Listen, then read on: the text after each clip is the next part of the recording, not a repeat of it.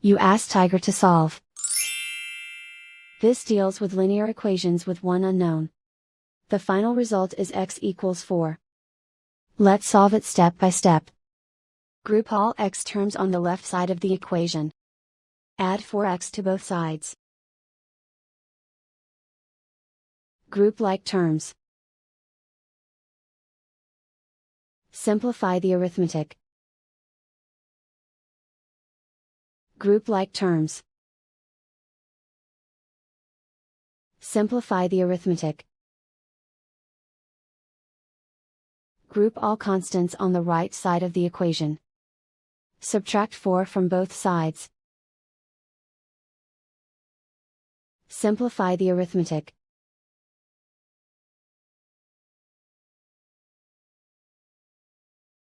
And so the final result is x equals 4.